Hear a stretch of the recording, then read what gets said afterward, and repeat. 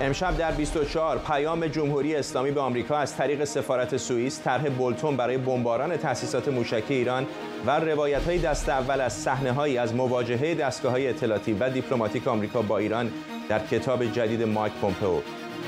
جزئیات همکاری‌های CIA با موساد در عملیات سرقت اسناد هسته‌ای جمهوری اسلامی در خاطرات وزیر خارجه دولت ترامپ.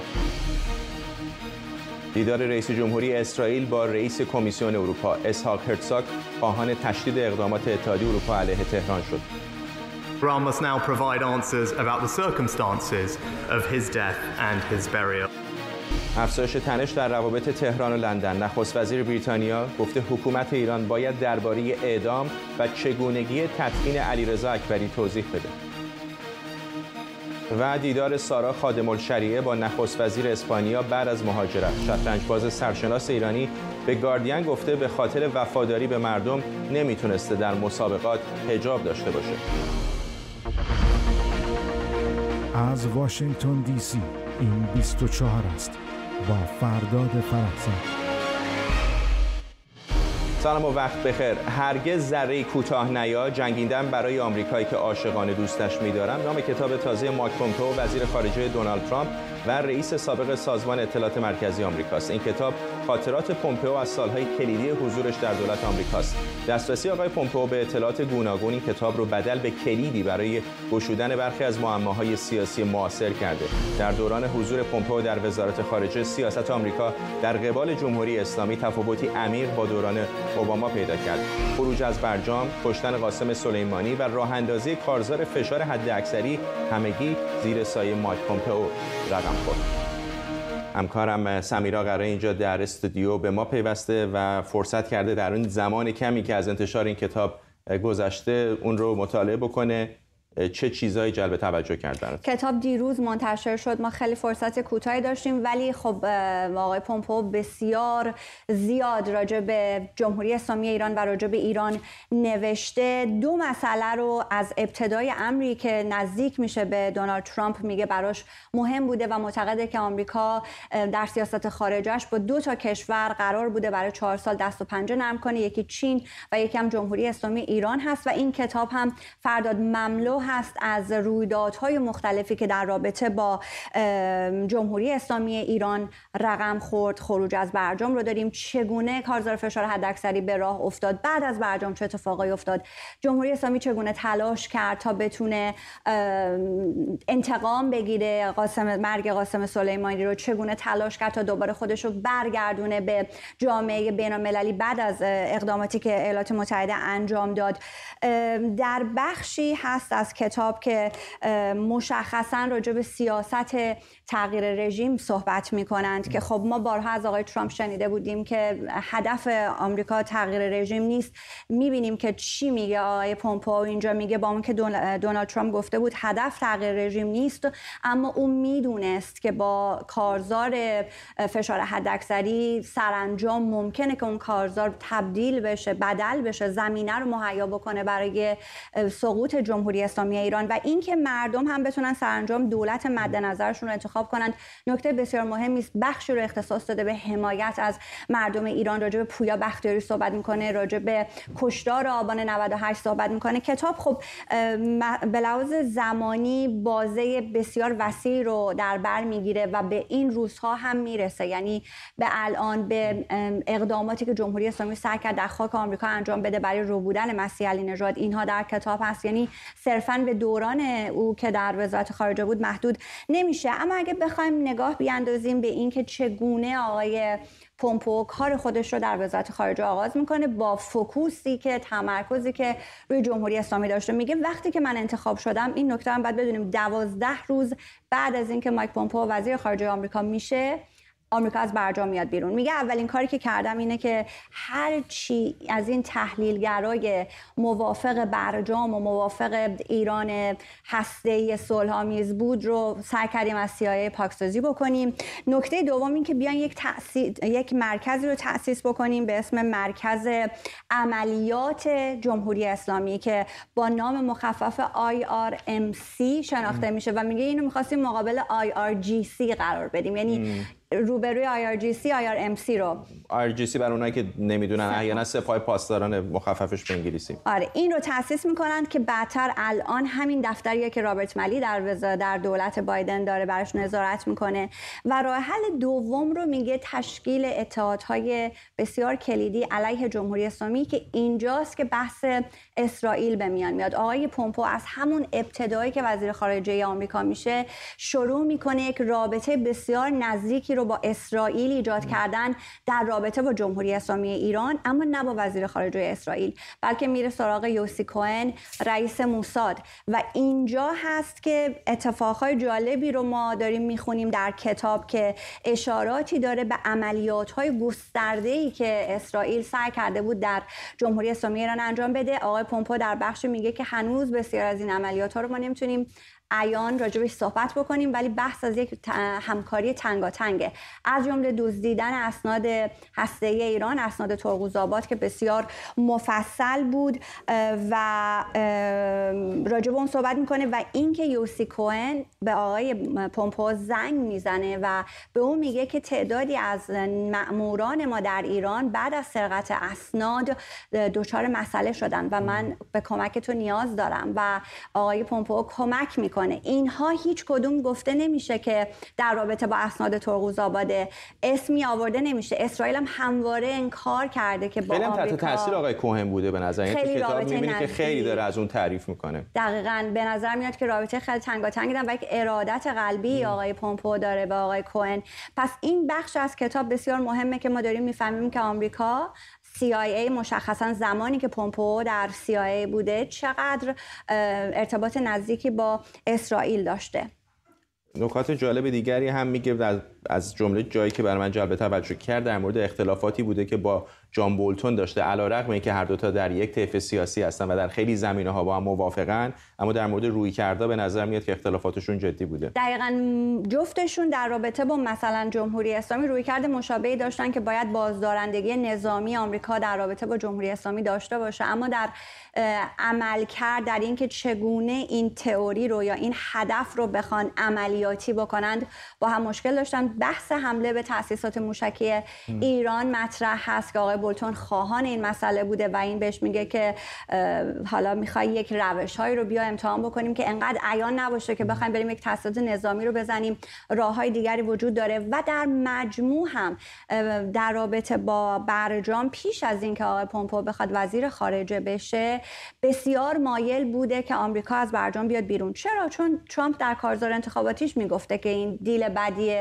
توافق بدی ازش میان بیرون. اما آقای ماتیس که اون زمان رئیس ستاد مشترک نیروهای مسلح آمریکا بوده به شدت فشار می آورده روی ترامپ که این کار بدیه، این کار درستی نیست، تنش زیاد میشه، ما در برجام باید بمونیم و مدام توصیه‌های این شکلی به آقای ترامپ می‌کردند که در برجام همچنان باقی بمونند. ولی خب آقای ترامپ از طرفی هم آقای بولتون و آقای پومپو دورش بودن که اونها معتقد بودن بهترین کار اینه که بیان بیرون. در رابطه با برجام فکر میکنم بخشایی از کتاب رو دیدیم که راجع به این هستش که ترامپ یک پیام بسیار روشنی به روحانی داده بود که آمریکا رو تهدید نکن، تبعاتی دامنتون رو خواهد گرفت، که کمتر کشوری در جهان توان تحملش رو داشته.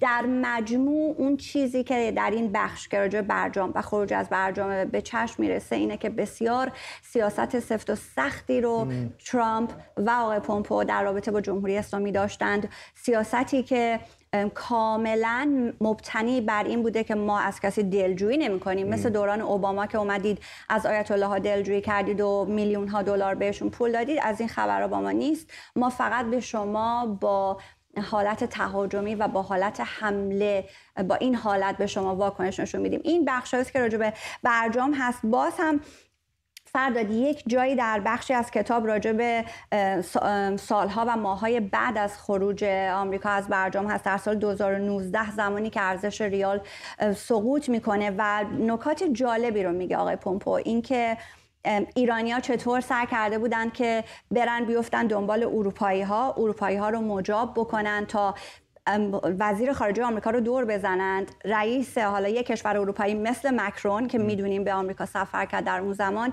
پاشن بیان آمریکا با ترامپ مستقیم حرف بزنن بدون اینکه وزیر خارجه آمریکا بخواد دخیل باشه. و میگه من بهشون گفتم مشکل من نیستم، مشکل آیت الله خامنه‌ای و مشکل قاسم سلیمانیه. و اینکه چقدر ظریف و تیم ظریف و جمهوری اسلامی سعی کرد که به اروپا فشار بیاره.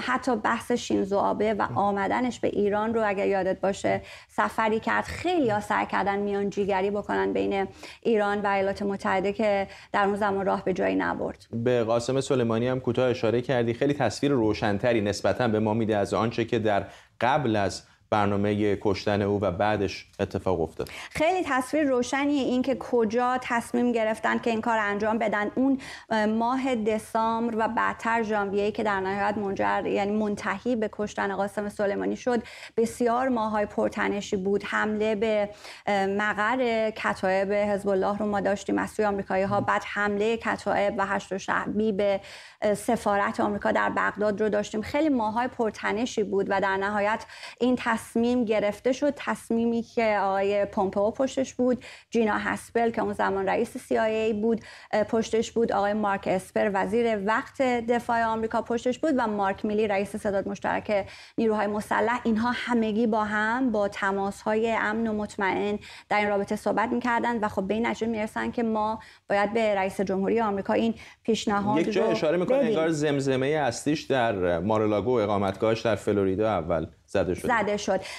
به نامه اشاره میکنه ابتدا که برای قاسم سلیمانی فرستاده و خب قاسم سلیمانی هیچ وقت جواب اون رو نداده. یک نامه‌ایه که بهش بگه ما حواسمون بهت هست و حواسمون به کارهایی که داری در منطقه انجام میدی هست. جواب نامه رو سلیمانی نمیده و جایی که داره میگه که چجوری به رئیس جمهوری آمریکا پیشنهاد دادم، میگه که خب جواب نامه من رو نداد ولی فکر بکن به این که روزی در انتهای ماه دسامبر من در مارالاگو در خانه رئیس جمهوری آمریکا نشستم، وزیر خارجه آمریکا هم، و یک جمله برای رئیس جمهوری آمریکا دارم و اون که آقای رئیس جمهور برای شما یک پیشنهاد دارم، هدف ما قاسم سلیمانی است، این تارگت قاسم سلیمانی است. و بعد گفتگوهای مفصلی میشه از اینکه چگونه به رئیس جمهوری میگن که خب قاسم سلیمانی از بیروت میخواد بره به دمشق، میخواد بیاد به بغداد، ما چه اطلاعاتی داریم، چگونه راهها رو میخوایم شناسایی بکنیم، لوجستیک حمله چه هست و خب در نهایت هم تصمیم گرفته میشه. و بعد از اون باز یک نکته جالب اینه که میگه جمهوری اسلامی از طریق سفارت سوئیس بهشون اطلاع میده که وقتی که قاسم سلیمانی رو میکشن جمهوری اسلامی به عین‌الاسد حمله میکنه. احتمالا همه یادمون هست اون روزهای پرتنش رو. و بعد میگه بعد از اون حمله جمهوری اسلامی به ما پیغام داد که این همه انتقامیه که من میخواستم بگیرم. اینم نکته مهمیه چون میدونستیم که یک پیام‌های رد و بدل شده اما جزئیاتش رو نمیدونستیم با چه کم و کیفی بوده. الان میدونیم که از طریق سفارت سوئیس بوده. همکارم تو گوشم اشاره میکنه به کتاب اشاره کن، چون ما نسخه‌اش رو گرفتیم اینجا روی میز در دستمون هست. در بخش دیگریش که دیدم خودت هم یادداشت برداشتی، صحبتش با آقای ترامپ که میگه که تا زمانی که اونا از ساختن سلاح دست بر ندارن چرا من باید از تحریم ها دست بردارم. دقیقاً این بخشی هست که فرداد فشارها روی ترامپ از سوی جامعه بین الملل زیاده، به ویژه از سوی کشورهای اروپایی، با توجه به فشاری که اروپا می آورده، ایران می آورده بر اروپا که تحریم ها رو از روی ایران بردارید. به نوعی به یک توافقی برسید که آقای ترامپ به آقای پومپئو میگه من چرا باید اول من تحریم ها رو بردارم بعد اونها بخوان دست از ساختن سلاح بردارن، که به زعم آقای پومپئو جمله بسیار عاقلانه و منطقی هست و این جمله کلیدی که ما از کسی دلجویی نمی کنیم. این بسیار تکرار میشه در کتاب و خب عنوان کتاب هم هرگز ذره کوتاه نیا. این سیاست پومپئو در امور خارجه است که من در رابطه با جمهوری اسلامی یک ذره هم کوتاه نیامدم، به جز یه جا در کتاب که راجع به ویزای ظریف صحبت میکنه که در نهایت به ظریف برای اومدن به سازمان ملل ویزا میدن، اگر بشه قرار بود ویزا صادر نشه ولی رفت آمدش رو محدود میکنن. همونجا اتفاقا میگه که دبیرکل سازمان ملل سعی کرد پا پیش بذاره، کمک بکنه که ویزاش چقدر شاکی بود از خیلی بیانه. میگه که سرآمد دلجویان جهان با من تماس گرفت. آقای گوترش رو میگه سرآمد دلجویان جهانه. ممنونم از تو سمیرا قراره همکارم اینجا در استودیو با ما. مطمئنم که این کتاب نکات جالب و خواندنی دیگری هم داره که در روزهای پیش رو امیدوارم بیشتر بهش برسیم. همچون که گفتم کتاب تازه مایک پومپئو رئیس سابق CIA و وزیر خارجه ایالات متحده آمریکا در دوران ترامپ در یکی از حساس‌ترین دوره‌های زمامداری او منتشر شده. اندرو پیک پژوهشگر ارشد مطالعات خاورمیانه در شورای آتلانتیک از باهاما با ماست. آقای پیک خیلی ممنونم که در تعطیلاتتون پذیرفتید دعوت ما رو. نمیدونم چقدر فرصت کردید کتاب رو بخونید، چطور یافتید بخشایش رو که در مورد روابط دولت آقای ترامپ با جمهوری اسلامی صحبت میکنه؟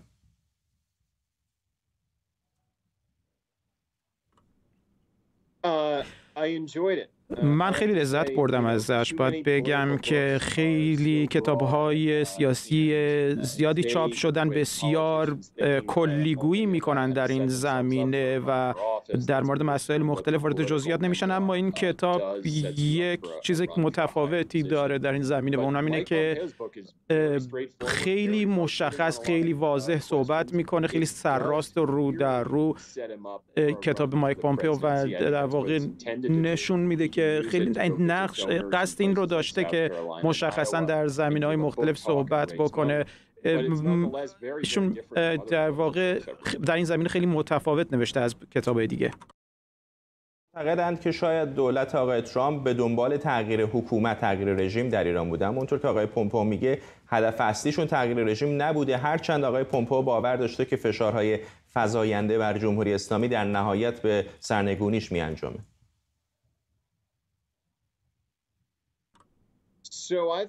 من فکر میکنم که این مسئله خیلی جالبه. این مسئله رو همچنین نشون میده که چگونه پومپئو و ترامپ سر این مسئله با هم تفاوت داشتند. ایشون مشخصاً آقای ترامپ نمیخواستن که چیزی در این زمینه انجام بده و میگفتن که هیچ جایی در دنیا نمیخوان رژیم رو تغییر بدن. مثلا در ونزوئلا نمیخواست این کارو بکنه، در زمینهای دیگه در هیچ جای دنیا نمیخواست که اشتهایی برای این کار نداشت که در این جای دنیا رژیم رو تغییر بده. ایشون میخواستن که در واقع یک توافق جدیدی داشته باشن و این فشار، این در واقع تحریم‌ها بتونه به این سمت پیش بره که اونا رو وادار بکنه به یک قرارداد جدید. اما پومپئو معتقد بود که در واقع میتونه که این فشارها میتونه به جای دیگه منتج بشه و اونها معتقد بودن که اونها ایرانی‌ها نمیرن به سمت اینکه در واقع برگردن به اونجا و فرصت این که بتونین به سمت اونجا بریم خیلی کم بوده. من فکر میکنم که رژیم در وضعیت بدی قرار گرفت موقعی که در واقع پولش بیشتر از پیش پایین رفت و بیشتر از پیش وضعیت اقتصادیش دچار مشکل شد. به نظر میرسه که پومپئو ممکنه را درست فکر کرده باشه که در نهایت اینها باعث میشن که تغییر بکنه. آقای پیک، در بخش دیگری از کتاب که خیلی حائز اهمیت هست، آقای پومپئو صحبت از این میکنه که جمهوری اسلامی از طریق دفتر حافظ منافع آمریکا در تهران از سفارت سوئیس پیام میده به آمریکایی‌ها که ما به جز عین الاسد برنامه دیگری نداریم. چقدر فکر میکنید که این حمله یا واکنش محدود جمهوری اسلامی توسط سرویس‌های اطلاعاتی و ارتش آمریکا ارزیابی شده بود یا خودشون رو آماده کرده بودن برای یک تنش خیلی بزرگتر؟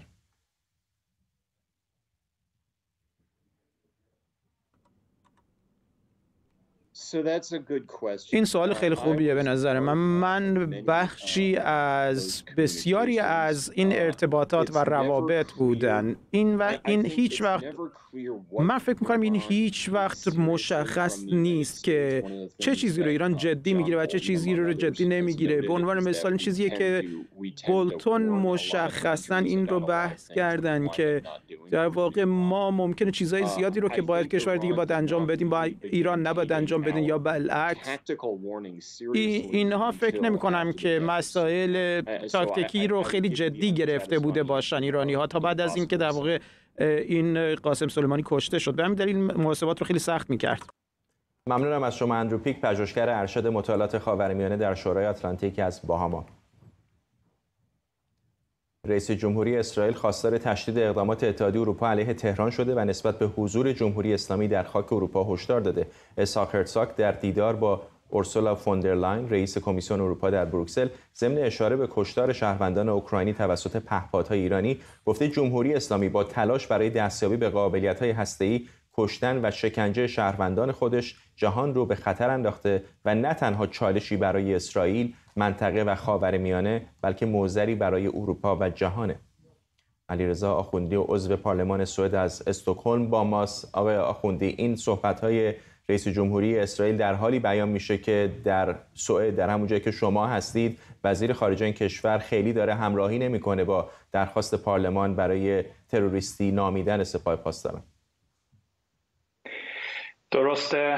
اگه این قدم ما راحت بود 43 سال پیش این قدم انجام میشد و من از روز اول گفتم که تو این راهی که داریم میریم یه سری مشکلات خاص خودش رو به وجود خواهد اومد به دلایل مختلف، حتی سوالای سیاسی دیگه که واضح به مسئله ایران ربط نداره خب به هم دیگه ربط پیدا داده میشه. ولی من مطمئنم که آقای بیلستروم تجدید نظر خواهند کرد. من فردا شخصا نخست وزیر سوئد رو استعزا میدم به مجلس به خاطر که یه سری سوالای رو واسه ما شفاف بتونه جواب بده و این مشکلاتی که در پیش داریم و راه حلم وجود داره که خب دارم روش کار میکنم. شما با خود وزیر خارجه صحبت یا مکاتبه‌ای داشتید؟ تو این چند وقت اخیر نه، به خاطر که ما قبل کریسمس یه سری صحبت داشتیم، متاسفانه به نتیجه نرسید و این راه رو انتخاب کردیم که از پارلمان اروپا بتونیم استفاده بکنیم به خاطر اینکه سرعت کار رو ببریم بالا. الان ایشون متاسفانه هنوز حرف پارلمان خودش رو اهمیت بهش نمیده، ولی خب واسه هر مشکلی یه راه حلی هست. چقدر با توجه به اینکه شما ایرانی تبار هستید به نظرتون متأثر هست از شما وزیر خارجه؟ چقدر به حرفاتون گوش داده در قبل؟ تا الان که معلومه که به اندازه کافی گوش نداده، ولی خب همونطوری هم که دیدید گفتیم که ما پارلمان اروپا رو راه میندازیم که به ما کمک بکنن و این کارو کردن و این 32 بندی که تصویب کردن تاریخی بود. 20 بروکسل میریم سراغ وزیرای امور خارجه. تو این مدت هم خب خیلی کارا پشت پرده انجام میشه که متاسفانه شفافانه نمیتونم توضیح بدم، ولی خب مطمئن باشید که ما دست رو دست نذاشتیم و مطمئنیم که ما به مقصدمون میرسیم. گفتید سیاسی هست بعضی از این تصمیمات. فکر میکنید چه سیاست‌هایی، چه مسائلی وجود داره که باعث میشه کسی مثل وزیر خارجه سوئد چنین اظهاراتی بکنه؟ یعنی در پس ذهنش چه داره میگذره؟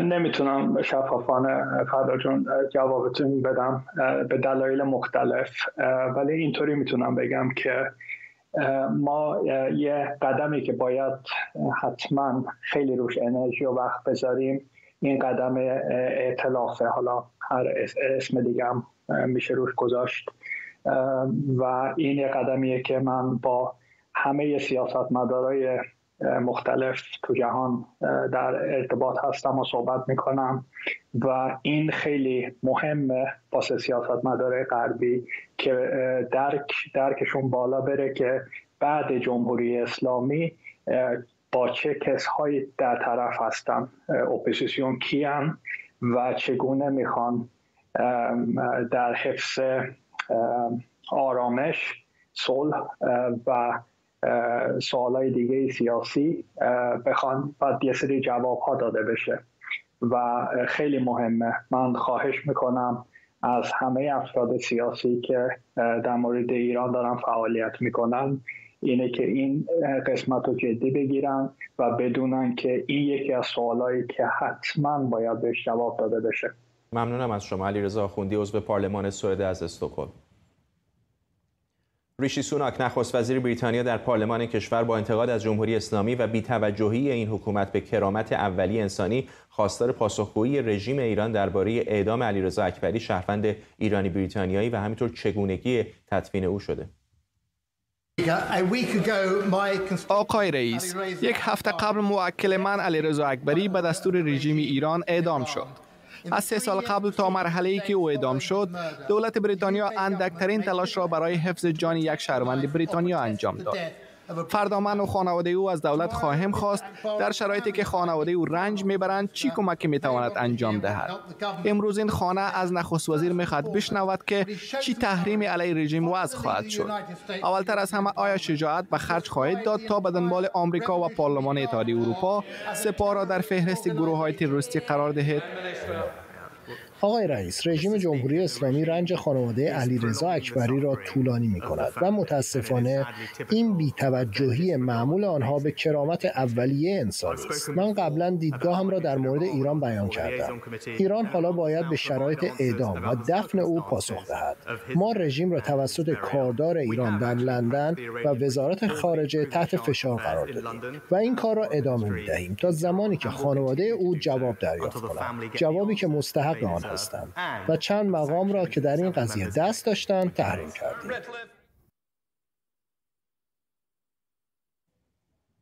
امید شمس، حقوقدان و تحلیلگر امور بین‌الملل از لندن با ماست. آقای شمس، چقدر جدی یافتید اظهارات نخست وزیر بریتانیا رو؟ چون حرف از این میزنه که باید پاسخ بدهد جمهوری اسلامی.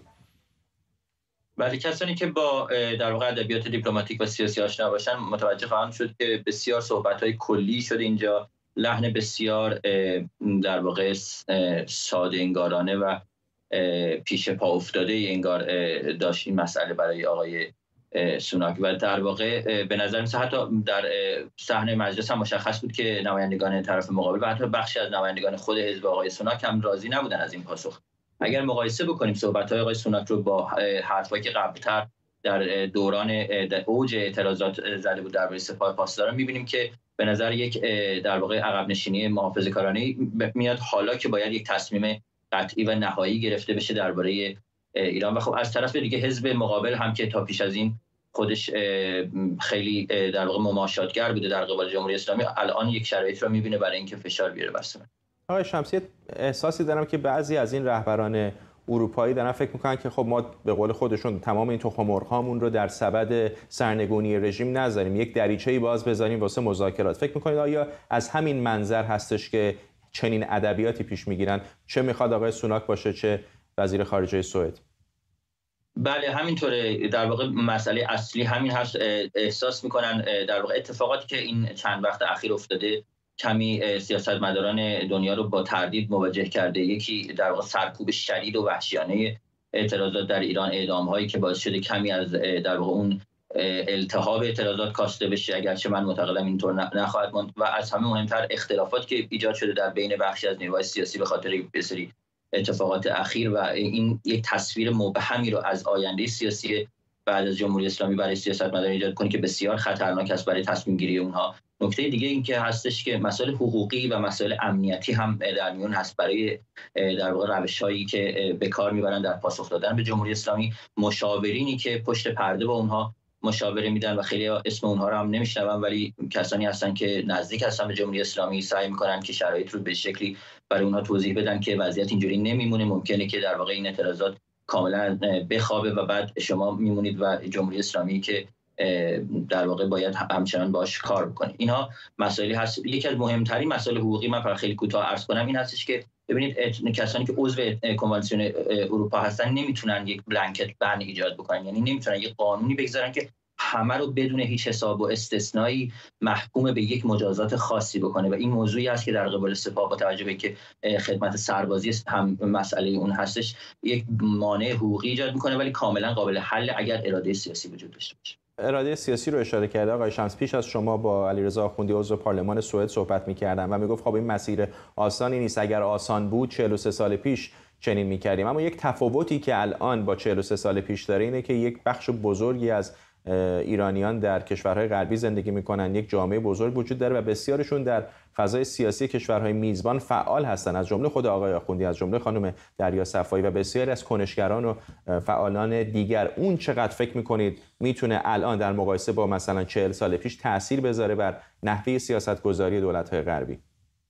به نظر من نکته بسیار مهم رو شما اشاره کردید. این در واقع مهمترین و مؤثرترین ابزاری است که در اختیار مردم ایران و مخالفان جمهوری اسلامی است برای اعمال فشار بر سیاستمداران. نکته دیگه حضور در واقع جمعیت ایرانیان در بعضی کشورهای مثل سوئد هست که خب یک جمعیت بسیار بزرگی از ایرانیان داره. کشورهایی مثل امریکا که جمعیت بزرگی دارن و اینها رای دهندگانی هستند که تاثیرگذار هستند. نکته دیگه چهره‌های سرشناس، متنفذ و مؤثر به لحاظ مالی، اقتصادی و فرهنگی ایرانی تبار در کشورهای مختلف دنیا هستند که اینها در واقع حمایت اینها از سیاستمداران میتونه برای اونها به معنای پیروزی یا شکستشون باشه. مجموعه اینها باید به یک شبکه‌ای از توانمندسازی سیاسی برای اعمال فشار، برای لابیگری، برای اعمال نفوذ و تأثیر بر سیاست‌گذاری اتحادیه اروپا، به سیاست‌گذاری کشورهای مختلف در واقع متمرکز بشه تا بتونه یک تصمیم مشخصی رو بگیره. ببینیم ما کسایی داریم که مانع بزرگ و جدی هستن، مثل بورل بر سر راه در واقع تروریستی دانستن سپاه. باید این افراد منزوی بشن و باید راهی باشه برای اینکه در واقع اونها یک در واقع تاوان سیاسی بپردازن در مقابل حمایت از جمهوری اسلامی. ممنونم از شما. امید شمس، حقوقدان و تحلیلگر امور بین‌المللی از لندن. ساعتی پیش اندیشکده کیتو اینجا در واشنگتن دی سی نشستی با عنوان آیا آزادی آینده‌ای در ایران داره برگزار کرد که به بررسی ابعاد مختلف اعتراضات اخیر و جنبش آزادیخواهی در ایران پرداخت. محمد ماشینچیان، پژوهشگر حوزه سیاستگذاری و اقتصاددان، هم مهمان ویژه نشست بود.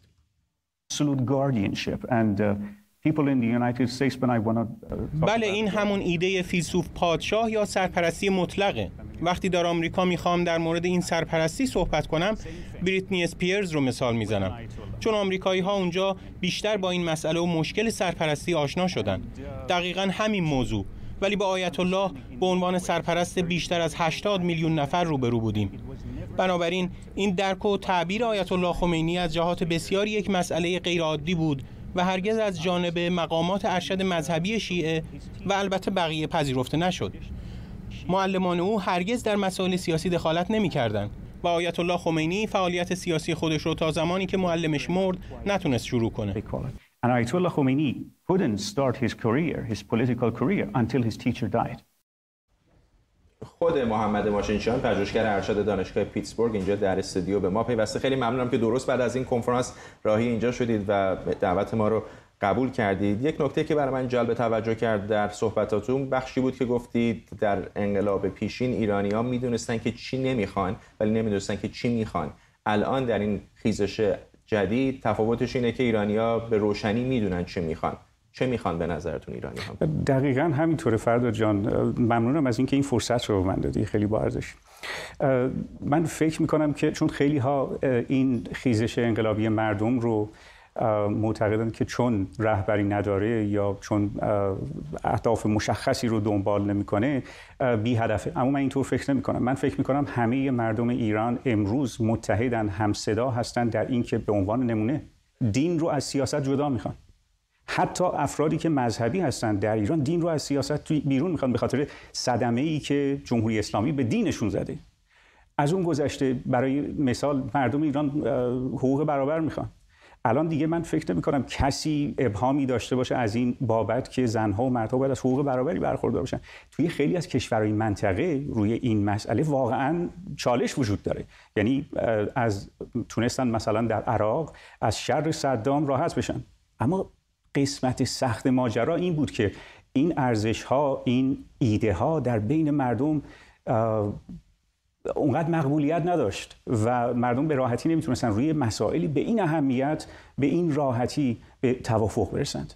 یک بخشی از صحبت‌های شما و دو کس دیگری که از خود مؤسسه کیتو بودن و برای اونایی که نمیدونن کیتو مؤسسه از نظر اقتصادی دست راستی است، اشاره کردید به نقشی که چپ‌ها در زمان انقلاب پیشین، انقلاب 57 بازی کردند و هرچند بنیادگرایان اسلامی قدرت رو قبضه کردن، اما بسیاری از سیاست‌ها تحت تاثیر اونها بود. چقدر فکر میکنید که الان در یک فضایی داریم سیر میکنیم که یک خصومتی نه فقط با روحانیت وجود داره بلکه با گرایش‌های چپ هم در این جریان فعلی ایران وجود داره؟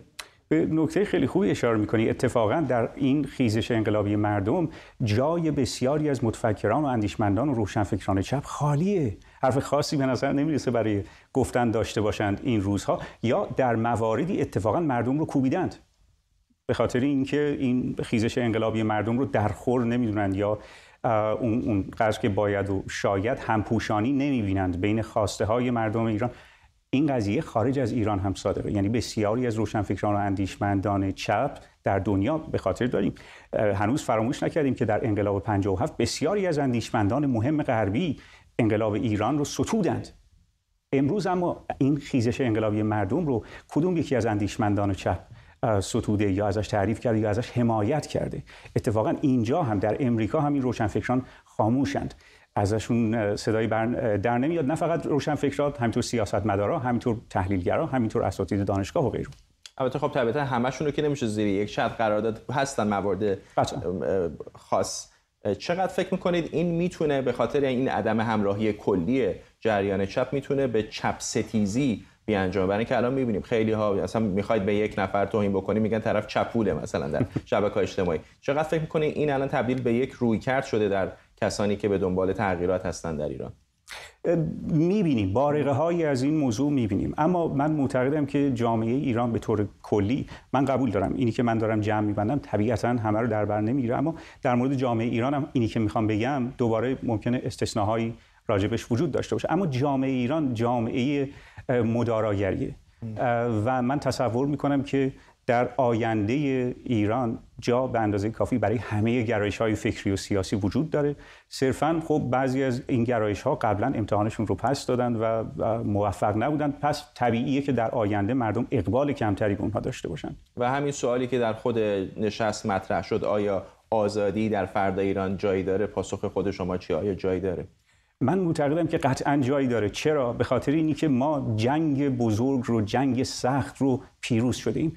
زنای ایرانی در خانواده‌های خودشون این مبارزه رو پیروز شدند. تمام مردای ایرانی حمایت می‌کنند از این خیزش انقلابی. در این خیزش انقلابی مردم ایران زنها هرگز تنها نبودند و هرگز تنها نخواهند بود و مردای ایرانی کنار این قسمت سخت ماجرا است. این اتفاقی که می‌بینیم مثلا در افغانستان نیفتاد. در افغانستان سعی کردن یه سری نهادهایی رو حتی از غرب وارد کردن، اما این نهادها کار نمی‌کرد به خاطر اینکه این ارزش‌ها در بین مردم مقبولیت نداشت. اینجا رو ما پیروز شده ایم. نظام‌های خودکامه شعار میدن، ظاهر رو حفظ میکنن، اما به ما ثابت شده در طول تاریخ که این نظام‌ها از اون چیزی که به نظر میرسه خیلی آسیب پذیرتر و شکننده‌تر هستن و به اشاره ممکنه فرو بریزن. چیزی که یک شبه نمیتونه عوض بشه و تغییر کنه ذهن مردم، ایده و اندیشه و نظام ارزشی مردم و خوشبختانه ما از این بابت خیلی جلوتر هستیم از همه کشورهای منطقه حداقل و خیلی از کشورهای دیگه به نظر من. ممنونم از شما محمد ماشینشان، پژوهشگر ارشد دانشگاه پیتسبورگ اینجا در استودیو. در ادامه واکنش‌ها به اعتراضات جاری ایران، مصطفی مهرائین جامعه شناس و استاد دانشگاه ضمن انتقاد از اینکه جمهوری اسلامی خودش رو یک نظام مقدس میخونه، اعتراضات اخیر رو انقلاب خیر علیه شر خونده. در فایل صوتی منتشر شده از مهرائین، او در نشستی با حضور شماری از جامعه شناسان از فروپاشی درونی و انقلاب تمدنی در ایران خبر داده که به گفته او حکومت درکی از اون نداره. انقلاب تمدنی و فکریه، یه انقلاب صرفا سیاسی. 4 تا جوونه بخورین آقای کشویان نادان دنبال سکس، یا آقای فیاض نادان دنبال سکس رو نمیدونم، دنبال لخ شدن و دنبال نمیدونم حالا قیمتتون خیلی کم شده و میخوایم خودتون رو بفروشین و روسریاتون رو بردارین و اینا نمیتونه احمقانه است این نوع حرف زدن. با خود این نوع حرف زدن یه همون نگاه عینی بیرونی از بیرون وایسا و در جایگاه اقتدار. من میفهمم همه نادانان، همه در واقع شوتن، همه تعطیلن، این جوونا احساسیان، بچه‌ان، نمیفهمن، نمیدونم هیچی حالیشون نیست. یه مش جوونن احساساتشون زده بیرون دنبال قمقمه مشروب. آقای امام جمعه مشهد قمقمه مشروب دستشون میخورن و بعد میان انقلاب میکنن. آخه این تحلیل‌های احمقانه است کجا میاری؟ من نمیدونم. الان میگم یکی از منطق‌هایی که در واقع ما باش روبرو هستیم، یکی باز این منطق فریب و دروغ تو خود کنش گفتاریه. ببینید همین توی صداقت و راستگویی تو برخورد با قضایا حتی نمیبینیم. همه تحلیل‌ها از بیرون با فاصله هست، از راه دور. گویی ما یا آدم‌هایی هستیم اینجا ایستادیم، حالا مقتدریم، قدرتمندیم، توانمندیم، دانش داریم، من فیاضم، من کچوریانم، من امام جمعه‌ام، من فرمانده سپاهم، اون یکی داره میگه اصلا کسی کشته نشده. این دروغه. اینا همه اسلحه به دستن، اینا همه شورشی هستن، اینا نمیدونم. آخه این حرفا رو از کجا میاری؟ کل ماجراتون همینه. چون شما ببخشید 40 سال داری دروغ میگی. فرمانده سپاه میاد از سرداری که حق نداریم بیای خیابون میگی ببخشید تو صاحب ملتی یا صاحب بدن مردمی یا صاحب خیابونی، تو صاحب چی هستی؟ تو کی هستی فکر میکنی؟ از نگاه جامعه شناختی واقعا تو جایگاه چیه؟ بابا تو یادمون مدیری گذاشتن 2 روز پیش قبل از تو آقای جعفری فرمانده سپاه بود، الان تویی 4 روز دیگه هم تو رو برمی‌دارن. تو کی هستی که از این جایگاه با مردم حرف میزنی؟ از فردا پاتون رو تو خیابون نذارین، ما و شما رو چیز میکنیم و جمعتون میکنیم. یا مثلا من نمیدونم شما الان منو دعوت کردین به اینجا که بیایم از این چیزا حرف بزنیم، جامعه شناسانه وزارت کشور میخواد تحلیل کنه، بعد 227 نماینده مجلس نامه امضا میکنن اینا رو اعدام کنید. خب احمقا شما نماینده مردمی، خب یعنی چی اعدام کنی؟ یه اتفاق افتاده تو کشور، شما تمام کارتون هنرتون اینه که اسلحه بدن دستتون، بند بدن دستتون به زبان اون نبیل افکاری، اون بهتر از شما اینو میفهمید. شما دنبال گردن میگردین واسه تنابتون، چون تصورت اینه که نظام سیاسی فقط تنابه. ببین بابا تو نمیدونی جامعه درون داره، مردم جامعه رو تو درونشون حس میکنن. این اگه تو درونش احساس قدرت و احساس چیز کرد، وفاداری به جامعهش کرد و فکر کرد با توی به این جامعه وفادار بمونه و در واقع این جامعه براش یک محیط امنه، داره زندگی میکنه، کشورش هست، سرزمینشه، خاکشه، خب طبعا ازش مراقبت میکنه، همینجوری که تو این 43 سالم کردن. شما نکردین که، این ملت کردن دیگه، هم انقلاب کردن، هم جنگ کردن، هم فقر تحمل کردن، هم انتخابات بارها و بارها شرکت کردن، هم نمیدونن بدبختی‌های این جامعه رو تحمل کردن، هم بی‌آبیشو دارن تحمل میکنن، هم آلودگی هوا رو دارن تحمل میکنن. همه اینا رو این ملت داره میکنه. شما که تافته جدا بافته بودین و هستین، خانواده‌هاتون هم که الحمدلله نیستن هیچ کدوم. که واقعا میتونم به این شکلی ادعا بکنم که ما تو 43 سال گذشته با جامعه ایران به مثابه یه هولوکاست برخورد کردیم، نه فقط با مردمش، با محیط زیستش. یعنی این ترانه برای مانیفست این انقلابه. داره چی میگه؟ داره این میگه واسه یک کودک کار، واسه پدر شرمنده، واسه درختای پوسیده میدون ولیعصر، واسه نمیدونم آبی که داره نیست از بین رفت، واسه نمیدونم زنان اینجوری، واسه مردان اینجوری، واسه جوانای اینجوری. شما همه رو نابود کردی، همه رو نابود کردی. زندگی واسه هیچ باقی نذاشتی الا یک قشر اولیگارشی که تافته جدا بافته که خودتونی و اسمشو گذاشتین نظام. و آقای محسن رضایی تو این شرایط اقتصادی داره میاد بگه ما توی سال آینده قدرت یک جهانه. آخه مومن مسلمان تو اصلا جوری داری حرف میزنی که کسی نمیفهمه تو داری چی میگی. با کدوم شاخص، با کدوم معیار، با کدوم آخه دانش تو قدرت برتر جهانی؟ یا آقای یامین پور، من نمیدونم این ببخشید آدمای نادون چرا تو این نظام سیاسی پست سیاسی دارن و حرف میزنن، تریبون دارن. رسول نفیسی مدرس جامعه شناسی توسعه از ویرجینیا با ماست. آقای نفیسی، ایشون مقایسه کردن رفتار حکومت ایران رو با مردمش با هولوکاست.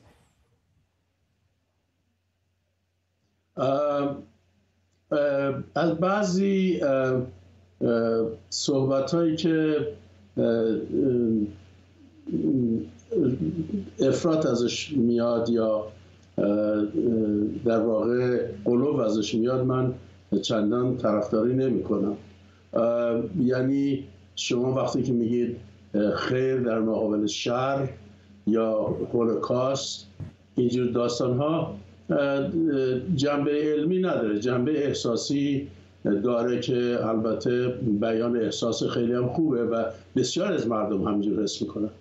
ولی اون چیزی که در ایران وجود داره من اسمش میذارم از زمره دولت‌های ملت‌کش یا دولت‌های ضد ملت و نمونه‌اش هم داریم. همین در قرن 20 دولت استالین بود که 20 میلیون از مردم روسیه رو کشت با دلایل واهی.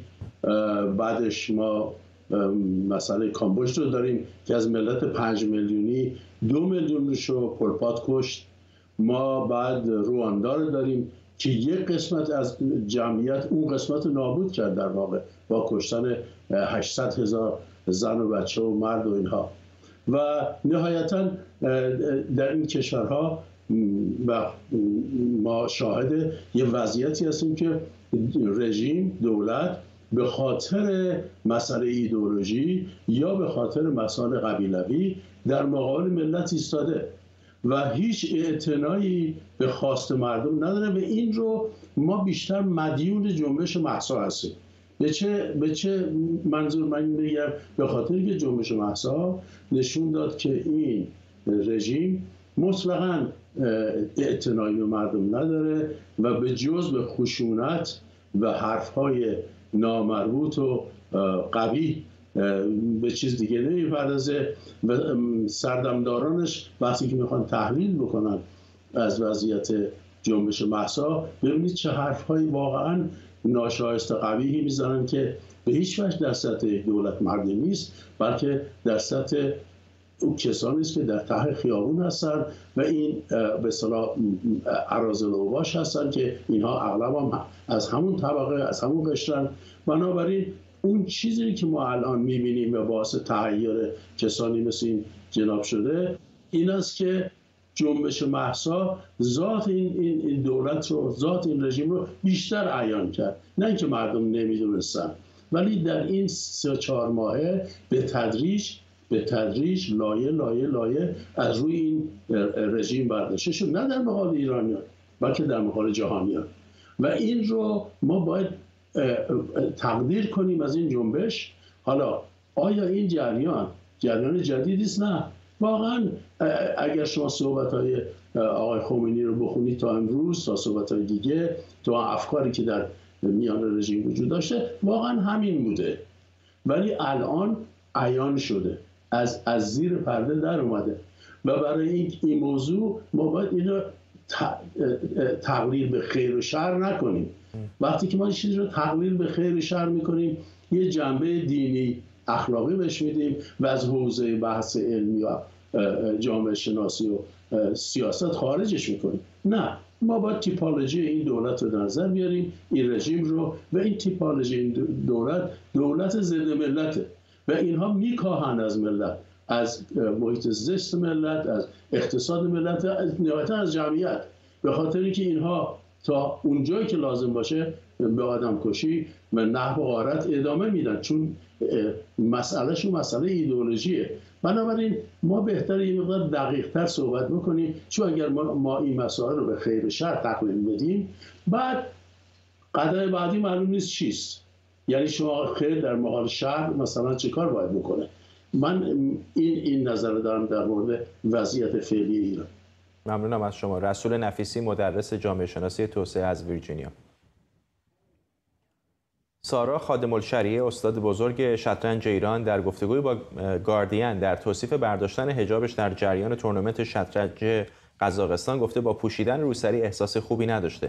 برترین شطرنج باز زن ایران به گاردین گفته اگر با روسری به مسابقات میرفتم احساس بی‌وفایی به مردم میکردم. در گزارش گاردین اومده هر بار که سارا خادم از ایران برای تورنمنت‌های شطرنج به خارج از کشور سفر میکرد، بین فکر کردن به افتتاحیه‌ها و شناسایی حریفان مدام مراقب دوربین‌هایی بود که در سالن پرسه می‌زدند تا مبادا تصویری از او بدون روسری ثبت کنند. وقتی سارا خادم الشریعه دعوت تورنمنت شطرنج قزاقستان رو در دسامبر 2022 دریافت کرد، تصمیم گرفته بود که دیگه به گفته او به این نمایش ادامه نده. ساعتی پیش پدرو سانچز، نخست وزیر اسپانیا، در حساب توییترش از دیدارش با سارا خادم الشریعه در دفتر کارش خبر داد. در این دیدار خصوصی و دوستانه، شطرنجباز سرشناس ایرانی و نخست وزیر اسپانیا درباره برابری حقوق زنان و خیزش سراسری ایران صحبت کردند. سانچز در مورد این دیدار با بیان اینکه از زنانی مثل خادم الشریعه حمایت میکنه، گفته امروز از سارا خادم، استاد بزرگ شطرنج، زنی که الهام بخش منه، بسیار آموختم. در همین حال گزارش شده که فرزاد رستمی، کاراته‌کای ایرانی، بعد از حضور در مسابقات کاراته وان پاریس به ایران برنگشته و به سوئیس پناهنده شده. در واکنشی تازه، فدراسیون کاراته جمهوری اسلامی گفته فرزاد رستمی ملی پوش نبوده و در این مسابقات به صورت آزاد شرکت کرده بود. آرمین قبادی پاشا همکارم از لندن به ما پیوسته. آرمین، دیدم در این 3-4 ماه گذشته به خصوص خیلی پوشش گسترده‌ای در برنامه‌های خودت دادی به این واکنش‌هایی که ورزشکاران ایرانی در نقاط مختلف دنیا نشون دادن. فکر می‌کنید که چقدر این فشار آورده بر جمهوری اسلامی در این نزدیک به 4 ماه؟ جمهوری اسلامی با ورزشکاران نشون داده و میده تا امروز میدونیم که رفتاری بی سابقه و این نشون میده که اون فشار به جمهوری اسلامی وارد شده با توجه به حضور پررنگ ورزشکاران در این خیزش انقلابی که صورت گرفته بعد از قتل حکومتی مهسا امینی. در رابطه با صحبت‌های سارا خادم الشریعه هم اگر بخوایم حرف بزنیم، این چیز تازه‌ای نیست که او میگوید من با روسری احساس راحتی نمی‌کردم، چون بسیاری از ورزشکاران زن ایرانی که من حداقل باشون صحبت کردم و مجبور به رعایت حجاب اجباری بودن تاکید کردن که با حجاب اجباری راحت نبودن. اونهایی هم که خب تا الان جای دیگه گفتگو کردن و نظرشون رو گفتن تاکید کرده بودن که حجاب اجباری باعث آزارشون شده و نتونستن اونطوری که باید خودشون رو نشون بدن در میادین بین‌المللی بدرخشن. چه طلاهایی چه مدال‌هایی که ما از دست دادیم در مسابقاتی که به خصوص در استادیوم‌های باز برگزار میشه و زنان ایرانی حاضر هستند. در فصل گرما اگر باشه آزارهایی که اونا دیدن بی سابقه است. یک مسئله دیگر اون تبعیضی است که ایجاد کرده بین زنان و مردم و حکومت جمهوری اسلامی در تمام این سالها خواسته از این تبعیض به عنوان حجاب اجباری بهره برداری کنه به نفع خودش. یک مسئله دیگری که میتونیم به اون اشاره کنیم این هست که به هر حال این حجاب اجباری باعث شده که در بسیاری از رشته‌هایی که ما صاحب استعداد هستیم در بین زنان ایرانی نتونستیم در میادین بین‌المللی بدرخشیم، اصلا حضور داشته باشیم، مثل بوکس، مثل شنا، مثل ژیمناستیک و مثل کشتی که سرشار از استعداد از ایران. به خصوص باز میتونم اشاره کنم در استان مازندران که ما ورزشکاران زن زیادی داریم که در کشتی میتونن بدرخشن، اما به خاطر قوانین سختگیرانه این امکان براشون وجود نداره. از طرف دیگر ما میبینیم که امروز چه اتفاقی میفته. پدرو سانچز نخست وزیر اسپانیا درخواست ملاقات میده با سارا خادم الشریعه و تاکید میکنه که او از این زن الهام بخش آموخته. از طرف دیگه ما می‌بینیم که الهاز رکابی وقتی حجاب از سر برمی‌داره و برمیگرده ایران چه برخوردی با او میشه و در یک فضای امنیتی حاضر میشه. تا الانم کسی نمیدونه که دقیقاً بر الهاز رکابی چه گذشته و او در چه شرایطی قرار داره. به هر حال در رابطه با شرایطی که زنان ورزشکار ایرانی در این چند سال داشتن بسیار میشه صحبت کرد. مسئله دیگر هم حالا اگر وقت باشه صحبت کنیم در رابطه با کاراتکای ایرانی است که پناهنده شده. من دیشب با فرزاد رستمی صحبت کردم. در این چند شبی که صحبت می‌کردم با او بسیار مضطرب بود که چگونه بمونه، در کدوم کشور بمونه، چه شرایطی برای او ایجاد خواهد شد. فرزاد رستمی من فقط توضیح بدم که به عنوان تیم ملی کاراته به مسابقات اوپن یا آزاد پاریس نیامده بود. او یکی از ورزشکاران ایرانی بود که به صورت آزاد، همونطور که اسم مسابقات هم هست، در این مسابقات ثبت نام کرده بود و حاضر شد. در این مسابقات 3 ورزشکار ایرانی هم که خودشون از قبل ویزا داشتن بودن، او و یک ورزشکار دیگر هم به عنوان ورزشکاران غیر تیم ملی حاضر شدند. اما در نهایت فرزاد رستمی تصمیم گرفت که به ایران بر نگرده به این دلیل که شرایط خوبی در ایران نداشته. حتما در روزهای آینده خود او گفتگو خواهد کرد و توضیح میده که چرا رفت به سوئیس پناهنده شد اونجا. اما این یک مسئله تازه نیست، مسئله است که ما میدونیم در سالهای اخیر بسیاری از ورزشکاران درگیرش بودند و در کشورهای مختلف اومدن یا مهاجرت کردند یا پناهنده شدند. پررنگترینش میتونیم به سعید مولایی اشاره کنیم که اون اسرائیل ستیزی باعث شد که او پناهنده بشه. مسئله دیگر یا موضوع دیگری که باعث مهاجرت ورزشکاران شد مسائل اقتصادی بوده یا تبعیضایی که وجود داره و همین مسئله حجاب که ورزشکاران زن زیادی رو ما دیدیم که در این سال‌های اخیر به خصوص 2 سال اخیر اومدن در کشورهای مختلف موندن. در حوزه شطرنج هم مثلا میتونیم به شهره بیات اشاره کنیم، به میترا حجازی پور اشاره کنیم که در همین رشته ورزشی سارا خادم الشریعه هم حجاب از سر برداشتن و پناهندگی بحث برانگیزی داشتن. آرمین قبادی پاشا همکارم از لندن، ممنونم از تو و ممنونم از شما که ما رو در این برنامه 24 همراهی کردید. برنامه رو با تصاویری زنده از واشنگتن ابری و بارانی به پایان می‌بریم.